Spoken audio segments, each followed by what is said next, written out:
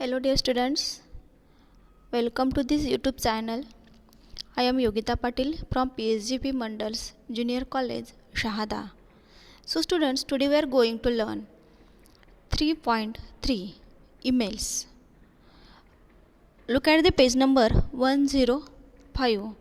First of all, we are going to discuss icebreakers activities. The first activity of icebreaker is there are different kinds of communication. Write some of them to complete the given boxes.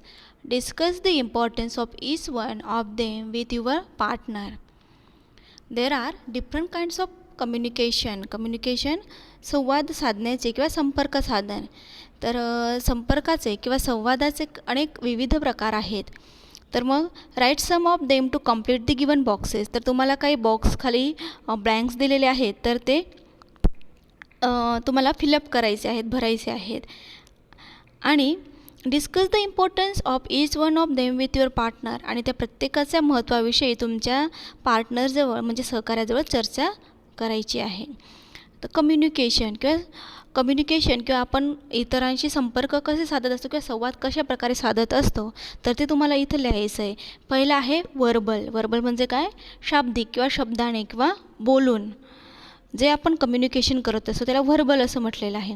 मग बाकीचे अजून कम्युनिकेशनचे kinds किंवा प्रकार कोणकोणते आहेत? मग एक आपण अजून सांगू शकतो नॉन व्हर्बल म्हणजे काय, अशाब्दिक किंवा म्हणजे हिंट, बेकन किंवा इशाऱ्याने वगैरे किंवा मॅप, चित्र याद्वारे जे काही संदेश पोचवला जातो त्याला आपण नॉन व्हर्बल कम्युनिकेशन असं म्हणू शकतो.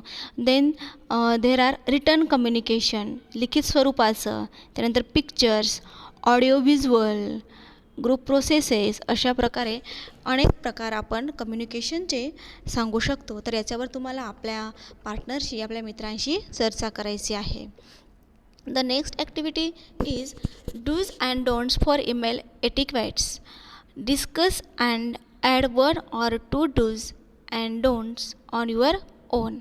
तर खाली काही ईमेलच्या त्या ठिकाणी जी काही संरचना आहे किंवा स्ट्रक्चर आहे ते कसं लिहायचं, तर यासाठी काही डूज आणि डोंट्स, काय करावे आणि काय करू नये हे तुम्हाला तिथं दिलेलं आहे. आणि अजून स्वतःचे काही पॉईंट्स तुम्ही तिथं ॲड करायचे आहेत. पहिला आहे have a clear subject line. तर तुमचा जो काही सब्जेक्ट आहे तो ईमेल लिहायचा, टाकायचा, तर त्याचा जो काही सब्जेक्ट आहे किंवा विषय आहे तर तो स्पष्ट असला पाहिजे. देन त्यानंतर डोंट्समध्ये पहिलं दिलं आहे डोंट फॉरगेट युअर सिग्नेचर. तर ईमेलमध्ये तुमची सिग्नेचर लिहायला, टाकायला विसरायचं नाही. The second dos is use a professional salutation. त्यानंतर अभिवादन जे काय आहे, सॅल्युटेशन म्हणजे काय, अभिवादन. तर प्रोफेशनल सॅल्युटेशन किंवा अभिवादन ईमेलमध्ये करायचं असतं. For example respected sir, madam, dear sir, madam, etcetera. Don't use humour and sarcasm. आणि त्याच्यामध्ये ह्युमर म्हणजे विनोद किंवा सार्कॅझम, थट्टा किंवा कपट, अशा प्रकारची भाषा त्या ठिकाणी वापरायची नाही. The third do's is recheck your email. आणि तुमचा ईमेल परत चेक करायचं आहे की त्याच्यात काही चुका झाल्या का, दुरुस्त वगैरे, तर ते बघण्यासाठी परत त्याला चेक करायचं किंवा परत तपासायचं आहे. तिसरा डोंट्स आहे don't assume the recipient knows what you are talking about. आणि असं समजायचं नाही की रिसिपिएंट किंवा जो त्या ठिकाणी स्वीकारणारा आहे ईमेल, तर त्याला तुम्हाला जे काही सांगायचं आहे की ते त्याला सगळं माहीत आहे असं समजू नका. Fourth is keep private material confidential. चौथं काय आहे, कीप प्रायव्हेट मटेरियल कॉन्फिडेन्शियल म्हणजे काय, गोपनीय. तर स्वतःचं जे काही प्रायव्हेट मटेरियल असेल तर ते कॉन्फिडेन्शियल ठेवायचं किंवा ते गोपनीय ठेवायचं, गुप्त ठेवायचं. डोंट्समध्ये दिलं आहे डोंट पंक्च्युएट पुअरली. पंक्च्युएट म्हणजे काय, की विरामचिन्ह वगैरे देणे. तर जे काय विरामचिन्ह वगैरे तुम्ही त्या लिहिताना देणार आहात ते पुअरली किंवा अस्पष्ट नसावे, तर ते स्पष्ट असावे किंवा योग्य ठिकाणी दिलेले असावे. त्यांचा वापर योग्य ठिकाणी करायचा आहे पंक्च्युएशनच्या. Fifth is keep your email short and flawless, stay concise.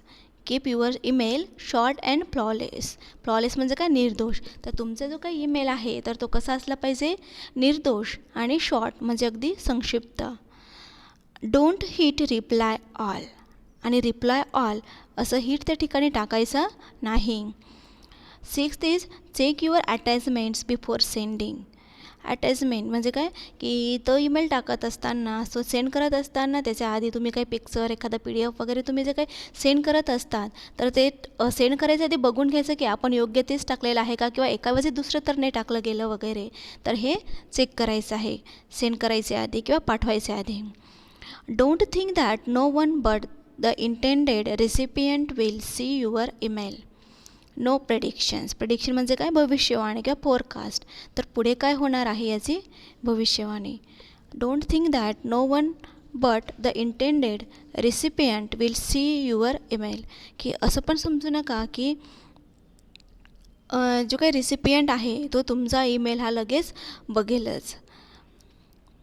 7th, include your name or a signature with additional details and contact information.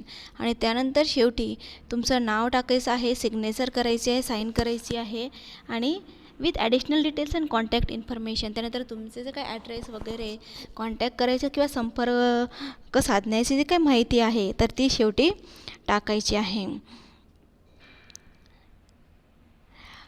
And last is don't forward email without permission. की without permission तो email forward करायचा नाही. So now turn over your page. Look at the page number 106. Emails. What is emails? What is an email? तर email म्हणजे काय, email कशाला म्हणतात?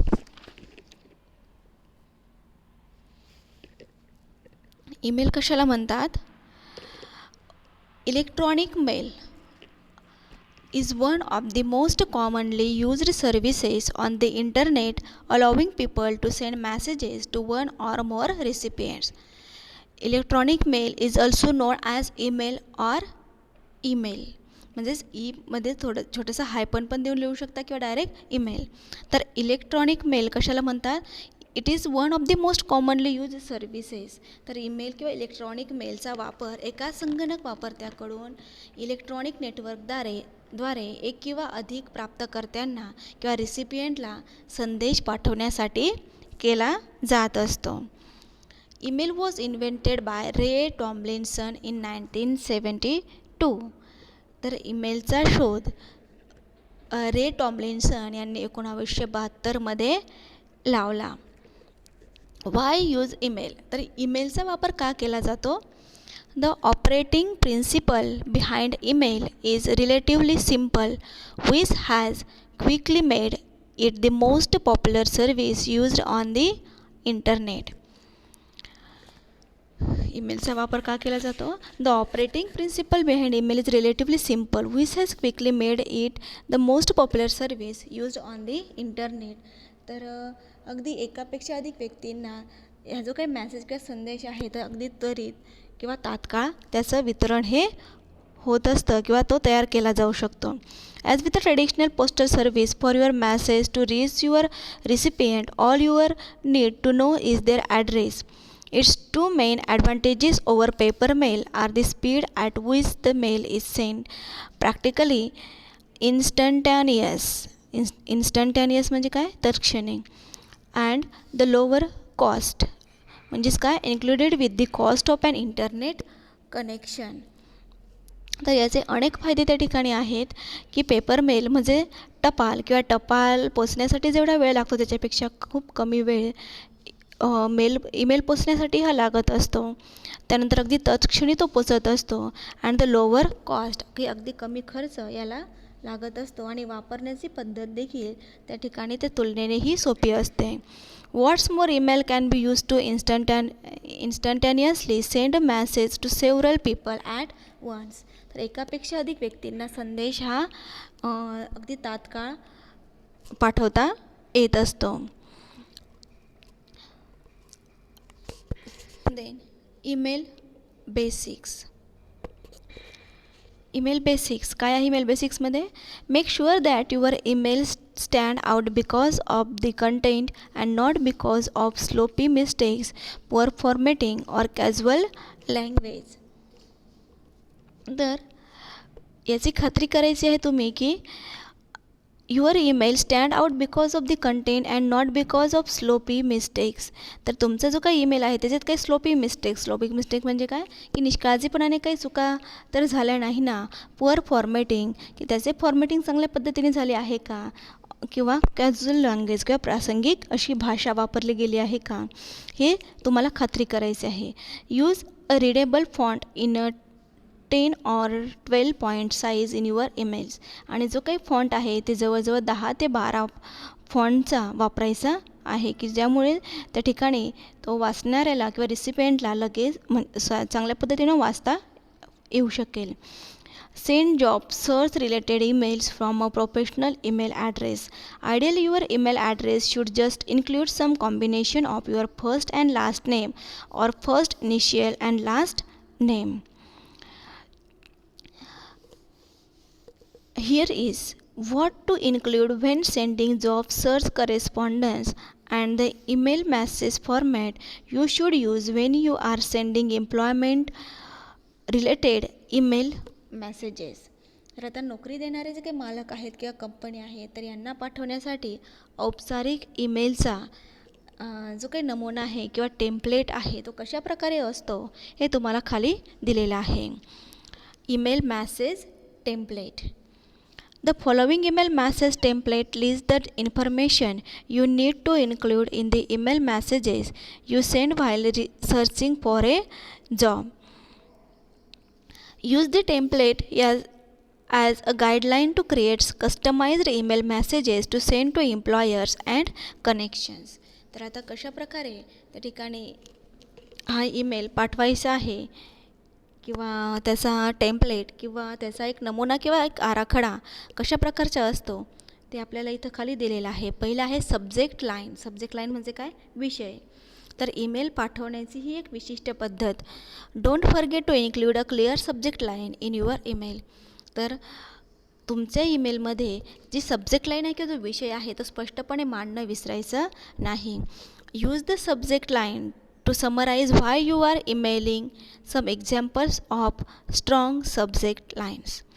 काय आहे, use the subject line to summarise why you are emailing. तर तुम्ही email का करत आहात किंवा तुमचा ईमेल करण्याचा उद्देश काय आहे, तर ते त्या तुमच्या विषयामध्ये किंवा सब्जेक्ट लाईनमध्ये तुम्ही मांडलं पाहिजे. आता त्याचे काही एक्झाम्पल्स इथं दिलेले आहेत. Some examples of strong subject lines.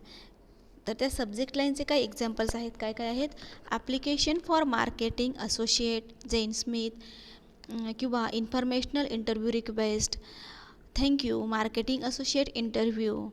आणि फोर्थ आहे रेफर्ड बाय पर्सन्स नेम, त्या व्यक्तीचं नाव टाकायचं, for informational interview discuss XYZ etcetera. तर तुमचं जे काही उद्देश आहे त्याचा ईमेल पाठवायचा तर त्यानुसार तुमची सब्जेक्ट लाईन अशा प्रकारे क्लिअर असली पाहिजे. And the second is salutation. Use an appropriate salutation. म्हणजेच काय की अभिवादन. तर योग्य असं अभिवादन तुम्ही केलं पाहिजे. समोरची व्यक्ती कोण आहे, काय आहे, dear, Mr, Mrs, last name और डिअर हायरिंग मॅनेजर, किंवा जे पद आहे तर त्या पदानुसार, किंवा प्रिय सर, मॅडम वगैरे अशा प्रकारे त्या ठिकाणी अभिवादन सुरुवातीला लिहायचं असतं. First paragraph. आता पहिला परिच्छेद. The first paragraph of your email should include information on why you are writing. आता तुमचा जो काही पहिला परिच्छेद आहे तर त्याच्यामध्ये काय असेल किंवा काय मांडायचं आहे तुम्हाला. You should include information on why you are writing. तुमचं लिहिण्याचा उद्देश काय आहे तो त्याच्यात इन्क्लूड झाला पाहिजे. बी क्लिअर अँड डायरेक्ट. तर अगदी स्पष्ट आणि डायरेक्ट तुम्हाला इथं सांगायचं आहे काय. If you are applying for a job mention the job title. जर तुम्ही जॉबसाठी, नोकरीसाठी त्या ठिकाणी तो ईमेल करत असाल, ॲप्लाय करत असाल, ॲप्लिकेशन करत असाल, तर कोणत्या नोकरीसाठी तुम्ही अर्ज करत आहात आणि नोकरीविषयी तुम्हाला कुठून माहिती मिळाली तर ते तुम्हाला इथं सगळं सांगायचं आहे, लिहायचं आहे. If you want an informational interview state that in your opening sentences. आणि मग त्या पदाचे शीर्षक वगैरे जे काही आहे ते लिहायचं आहे. किंवा जर तुम्हाला इन्फॉर्मेशनल इंटरव्ह्यू घ्यायची असेल तर ती ओपनिंग सेंटेन्समध्ये किंवा सुरुवातीच्या याच्यामध्ये सेंटेन्समध्ये तुम्हाला किंवा त्या प्रथम परिच्छेदमध्ये टाकायचं. ओके फ्रेंड्स, तर आपण इथं थांबूया. नेक्स्ट पार्ट आपण पुढच्या व्हिडिओमध्ये बघू. थँक्यू.